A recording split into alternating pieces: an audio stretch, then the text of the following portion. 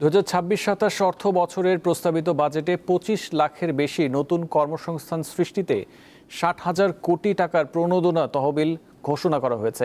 তরুণ প্রজন্ম এই উদ্যোগকে স্বাগত জানিয়েছে। তবে ব্যবসায়ীরা মনে করছেন, বিদেশে শিক্ষিত বেকার যুবকদের জন্য নির্দিষ্ট করে কোনো পরিকল্পনা থাকলে ভালো হতো।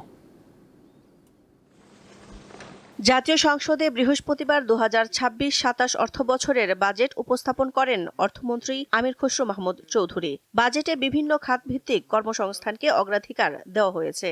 শিল্প, সেবা, ক্ষুদ্র ও মাঝারি উদ্যোগ, তথ্য প্রযুক্তি এবং আধুনিক ফ্রিল্যান্সিং শিল্পে কর্মসংস্থান সম্প্রসারণকে সর্বোচ্চ গুরুত্ব দিচ্ছে সরকার।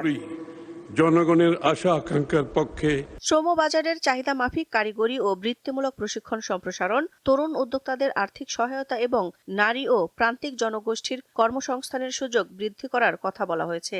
এই উদ্যোগগুলোকে ইতিবাচক হিসেবেই দেখছে তরুণ প্রজন্ম। ক্লেমনের কিউআর কোড স্ক্যান করো আর ঘুরে দেখো বাংলাদেশের ঐতিহ্য। ক্লেমন, রিয়েলি বাংলাদেশি। এখানে অনেক ভালো ভালো ইনসেন্টিভ নেওয়া হয়েছে এর জন্য, ইউথদের জন্য, যেরকম স্কিল ডেভেলপমেন্ট, গ্রামীণ শিল্পের অর্থনীতি, এখানেও কর্মসংস্থান বাড়বে। আমাদের শুধু ইকোনমি গ্রো করা লাগবে এরকম না, ইকোনমি স্টেবলও রাখা রাখবে।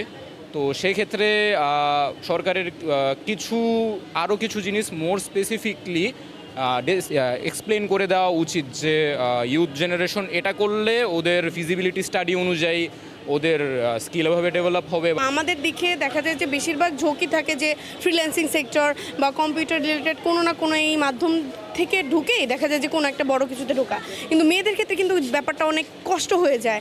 যেমন শেখার ব্যাপারটা, তারপরে হচ্ছে আপনার শিখে ওই প্রসেস পর্যন্ত আগানো, আবার একটা টাকা পয়সারও একটা যে ব্যাপার থাকে সেটা থাকে।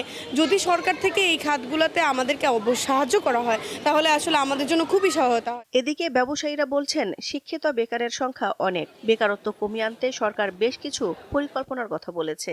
কিন্তু দেশে কলকারখানা বাড়ালেও যারা গ্র্যাজুয়েট তারা বেশিরভাগেতে কাজ করতে চান না। একটা হচ্ছে নতুন উদ্যোক্তা তৈরি করা, এবং উদ্যোক্তা তৈরি করতে বললেই তো হওয়া যাবে না, সেটার জন্য ইকোনমিক অবস্থাও থাকা লাগবে, তাকে ব্যাংক থেকে কম মূল্যে লোন পাওয়ার ব্যবস্থা করতে হবে, মার্কেটও রেডি থাকতে হবে। আমরা বিদেশের লোক পাঠাই, কিন্তু আমাদের যে বিদেশের লোক যারা পাঠাচ্ছি তারা বেশিরভাগই আসলে যারা আসলে খুব একটা পড়াশোনা করেনি তাদেরকে আসলে বিদেশে পাঠাচ্ছি। শিক্ষিত তরুণদেরকে যাতে আমরা বিদেশে পাঠাতে পারি। বাজেটে বলা হয়েছে, ক্রিয়েটিভ খাতে বিনিয়োগ বাড়িয়ে নতুন কর্মসংস্থানের সুযোগ তৈরি করা হবে। উচ্চ উৎপাদনশীল, দক্ষ এবং টেকসই কর্মসংস্থান ভিত্তিক অর্থনীতি গড়ে তোলা হবে, যা আয় বৃদ্ধি, দারিদ্র্য হ্রাস এবং অর্থনৈতিক প্রবৃদ্ধিকে আরও গতিশীল করবে।